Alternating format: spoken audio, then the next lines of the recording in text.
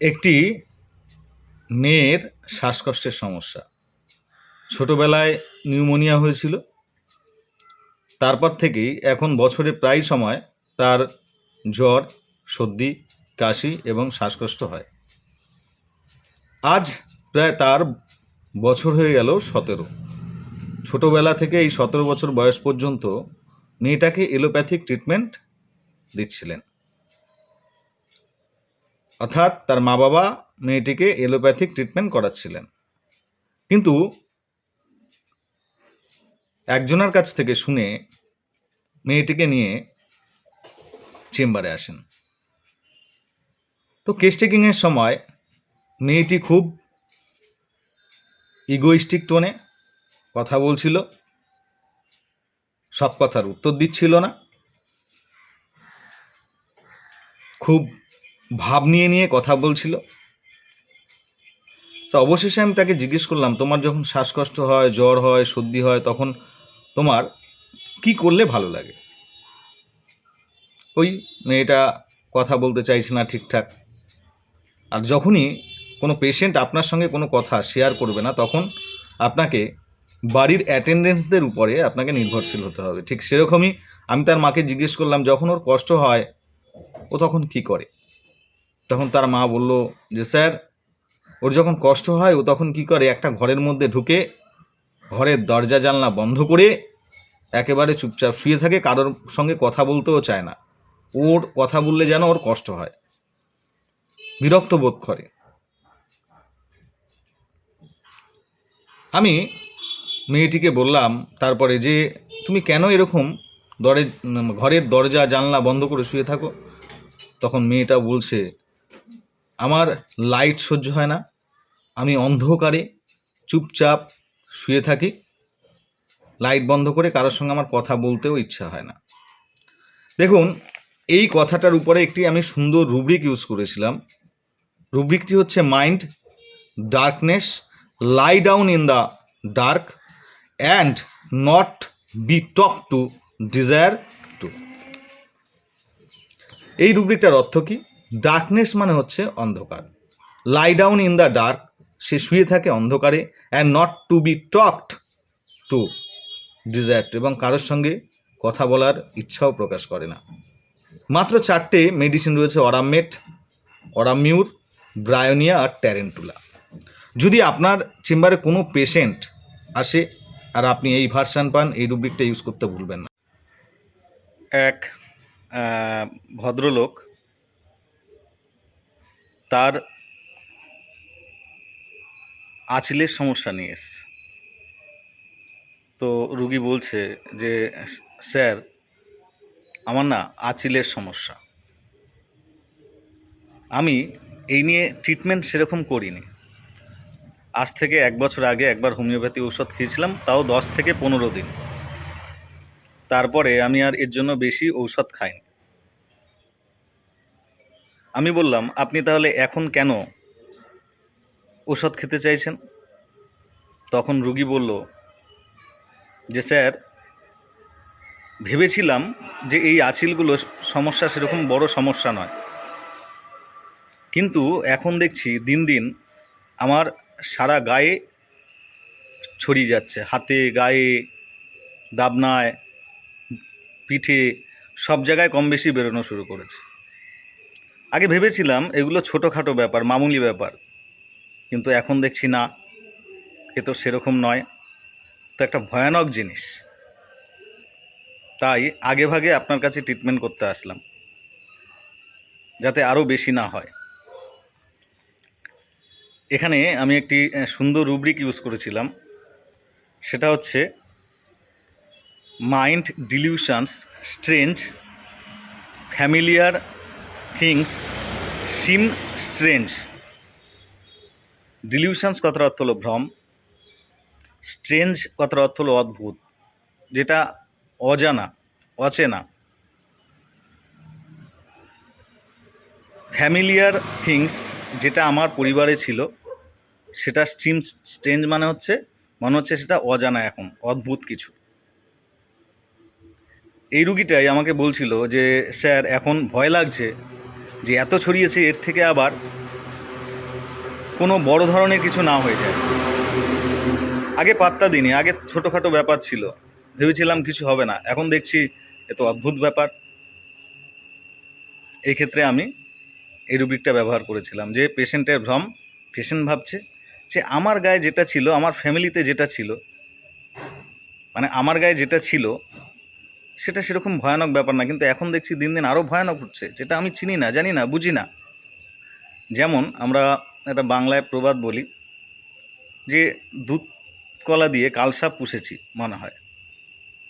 ডাক্তারবাবু জানেন তো, আমার বাড়ি এতদিন ছিল, আমি একে খাওয়া দাওয়া সব কিছু দিয়েছি, সেরকম ভাবিনি যে এরকম ভয়ানক হয়ে উঠতে পারে। এখন কেরম যেন অদ্ভুত রকমের একে লাগছে। অর্থাৎ আপনি যাকে পুষে রেখেছেন সে একটা সময় তার আসল চেহারা দেখাচ্ছে। This is delusions, strange, familiar things seem strange.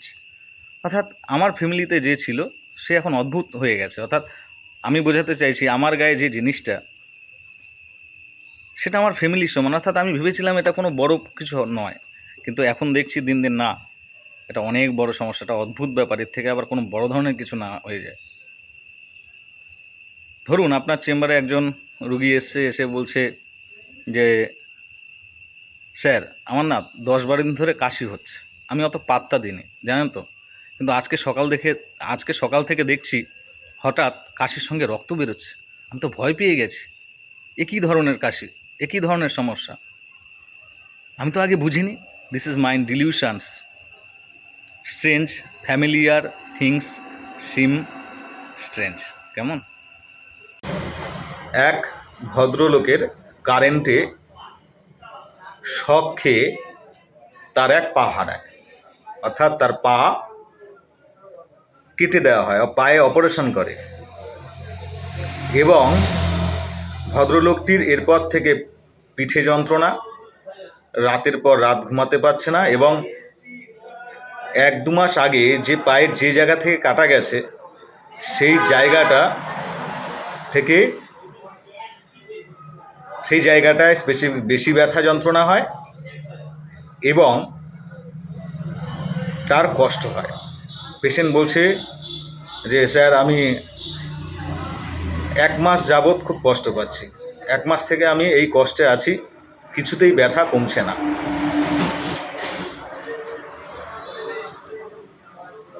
তাকে আমি প্রশ্ন করেছিলাম যে আপনার যখন ব্যথা যন্ত্রণা হয় আপনি কি করলে আপনার ভালো লাগে? তখন পেশেন্ট বলল যে আমি যদি ওই যেখানে কেটে গেছে জায়গাটা সেখানে যদি আমি কাপড় জড়িয়ে রাখি তাহলে যেন ব্যথাটা একটু কমে, অথবা যদি আমি হাত দিয়ে এইভাবে চেপে রাখি তাহলে ভালো লাগে। তার জামাই বলছিল যে স্যার যখন ওনার ব্যথা হয় এরকম হাত দিয়ে ওই কাটা জায়গাটা চেপে ধরে বসে থাকে তাহলে ভালো লাগে। এখান থেকে একটা রুব্রিক নিয়েছিলাম, মাইন্ড হেলথ অ্যামেলবিং হেলথ। হেলথ কথার অর্থ হলো ধরা, অ্যামেলবিং হেলথ যদি ধরে রাখে তাহলে তার আরাম হয়। তাহলে এই রুব্রিকটা যদি কোনো পেশেন্ট এসে বলে ডাক্তারবাবু যদি ধরে চেপে রাখি, যদি এইভাবে কাপড় বেঁধে রাখি তাহলে ভালো লাগে, তাহলে কি আমরা এই ক্ষেত্রে নেব না? এই রুব্রিকটা আরও অন্যভাবে ইউজ। একজন পেশেন্ট আপনাকে এসে বলছে যে স্যার আমার যখন প্রচণ্ড চুলকানি হয় না গায়ে, আমি যদি এই এলোপ্যাথিক মলমটা লাগাই আমার ভালো লাগে। এটাও এক ধরনের হেলথ, অ্যামেলবিং হেলথ। এছাড়াও আরও অন্যভাবে নেওয়া যায়। একজন রুগী বলছেন যে ডাক্তারবাবু আমার চোখের সমস্যা, চোখ লাল হয়ে যায়, চুলকায়, চোখ থেকে জল পড়ে, মাঝে মাঝে ব্যথাও করে যখন খুব লাল হয়ে যায়। আমি বললাম কবে থেকে আপনার সমস্যা? রুগী বলল প্রায় 1-2 বছর হয়ে গেল। আমি বললাম কি ট্রিটমেন্ট নিচ্ছেন? রুগী বলল প্রায় আমি আর ট্রিটমেন্ট নেওয়া বন্ধ করে দিয়েছি, কোনো কাজ হয় না বলে। আগে চোখের ডাক্তার দেখিয়েছি, এলোপ্যাথিক ডক্টরকে দেখিয়েছি, কোনো কাজ হয়নি, কোনো সুরাহা হয়নি। আমি বললাম তাহলে আজ হোমিওপ্যাথিতে এসছেন, হোমিওপ্যাথি কখনো খেয়েছেন? রুগী তখন বলল ডাক্তারবাবু আমি কখনো হোমিওপ্যাথি খাইনি, আমার জামাইয়ের কাছে আপনাদের কথা শুনলাম, তো সেই হিসাবে ভাবলাম যে অনেক তো ঔষধ খেয়েছি, অনেক ডাক্তার দেখিয়েছি, কিছুই তো হলো না, একবার একবার নয় হোমিওপ্যাথি খেয়েই দেখি কি হয়।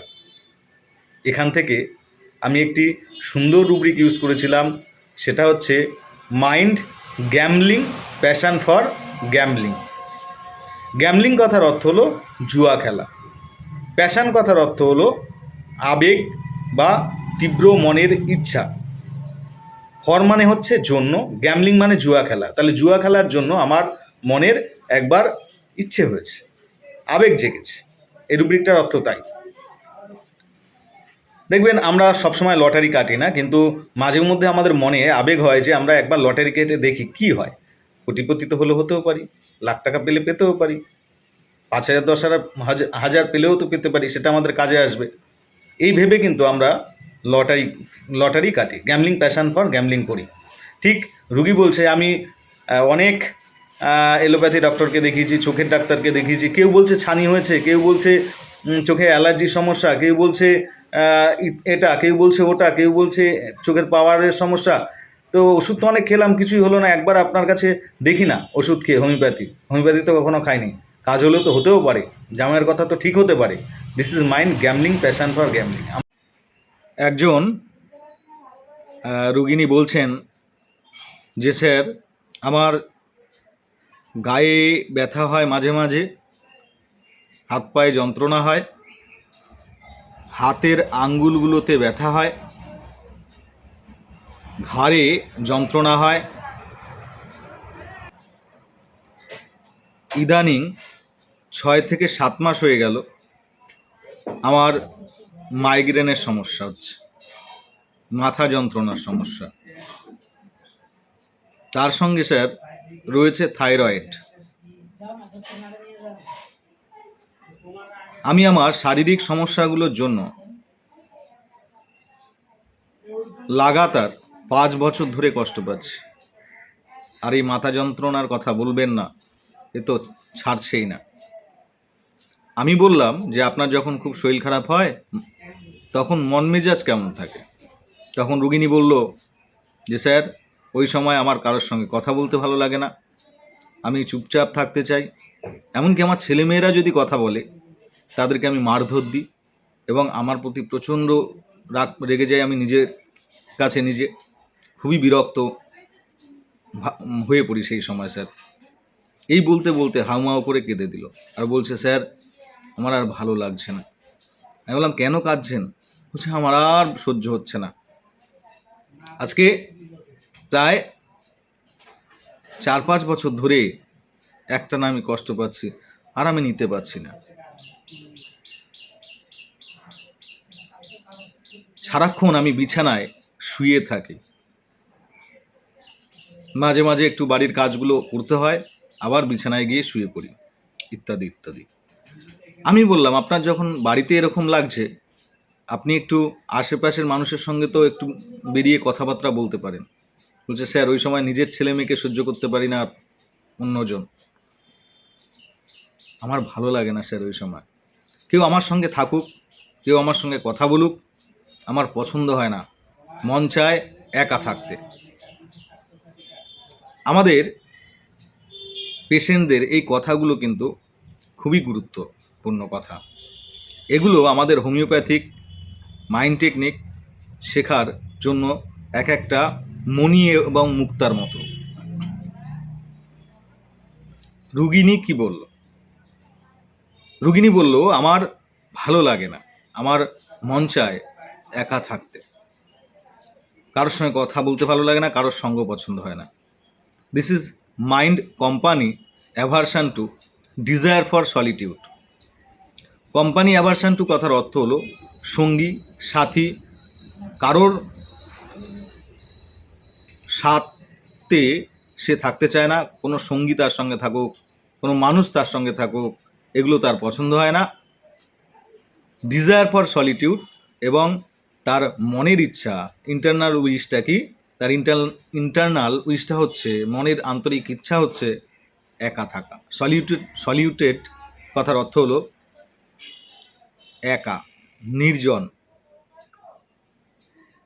একা বসবাস করা।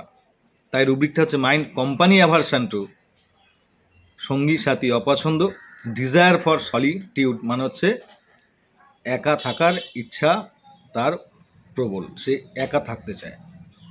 কোনো পেশেন্ট বা পেশেন্টের বাড়ির লোক যদি এরকম বলে যে স্যার রোগের সময় আমার ভালো লাগে না কারোর সঙ্গে কথা বলতে, কেউ আমার সঙ্গে এসে কথা বলুক, কেউ আমার পাশে বসুক, এগুলো পছন্দ হয় না, আমার একা থাকতে মন চায়, অথবা বাড়ির লোক আপনাকে এসে বলল যে স্যার ওর যখন খুব শরীর খারাপ হয় ও তখন ওর পাশে কেউ যাক, মানুষ কথা বলুক, ও পছন্দ করে না, রেগে যায়, বিরক্ত হয়, বলে আমাকে একা থাকতে দাও, আমরা এই রুব্রিকটা ইউজ করবো। আমরা এই কেসে এই রুব্রিকটা ইউজ করেছিলাম এবং পেশেন্টকে আমরা নাক্সভুম 1M 1 ডোজ দিই এবং প্লাসিবো 1000 দেওয়া হয় 20 দিনের জন্য।